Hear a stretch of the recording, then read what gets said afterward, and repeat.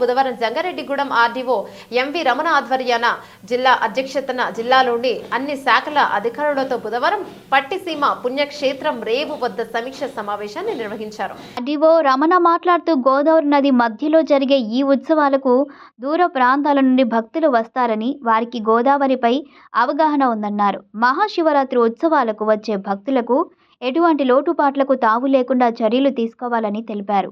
ఈ సందర్భంగా దేవాదాయ అసిస్టెంట్ కమిషనర్ హరి సూర్యప్రకాష్ మాట్లాడుతూ భక్తులకు ఎటువంటి ఇబ్బందులు లేకుండా ఏర్పాట్లు చేస్తామని, మెట్లు ప్రాంతంలో గతము కంటే ఎక్కువగా టెంట్లు వేయిస్తామన్నారు. అనంతరం పోలవరం ఎస్ఐ పవన్ కుమార్ మాట్లాడుతూ గోదావరి నది మధ్యలో జరిగే ఈ ఉత్సవాలకు భక్తులు ఎక్కువ వస్తారని, వారిని ఉద్దేశించి ఉన్నత అధికారులకు ఆయన సలహాలు సూచనలు ఇచ్చారు.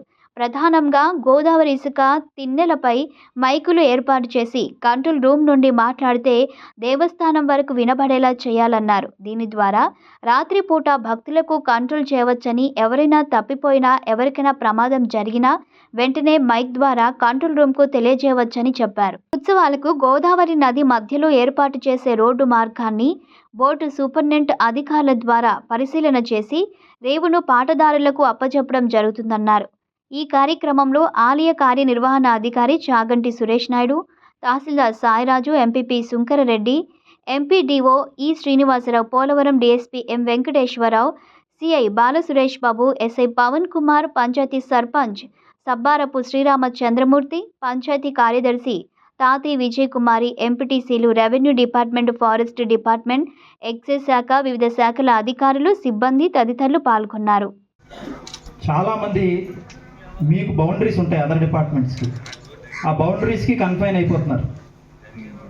మీ బౌండరీని పక్క డిపార్ట్మెంట్ బౌండరీని కలిపితే కానీ మీరు ఏం ఆలోచిస్తున్నారంటే పిల్గ్రిమ్ మెయింటెనెన్స్, మంచినీళ్ళు ఇవ్వడం, ఇక్కడి నుంచి అక్కడికి నడిపించడానికి దగ్గర దారి చేయడం, అవన్నీ ఆలోచించాల్సిన విషయాలే.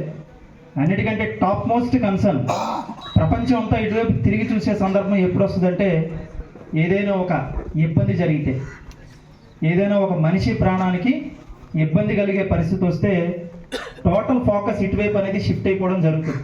అన్ఫార్చునేట్గా లాస్ట్ కాకుండా బిఫోర్ లాస్ట్ టైం అట్లాంటి సంఘటన ఒకటి జరిగింది. ఎందుకు జరిగింది అంటే కారణం చివరాఖరిగా ఆ ఫోకస్ లైట్ పోలీస్ మీద పెడతారు. ఈ సందర్భంగా మినిట్స్లో నేను చెప్పే ప్రతి పాయింట్ ఆ కన్సర్న్ డిపార్ట్మెంట్స్ ఎక్స్టెండ్ అయ్యి పక్క డిపార్ట్మెంట్తో కోఆర్డినేట్ చేసుకుని పబ్లిక్ ప్రాణానికి సంబంధించిన సేఫ్టీ విషయంలో మీ పోర్షన్స్ ఏవి పార్టిసిపేట్ చేయాలి,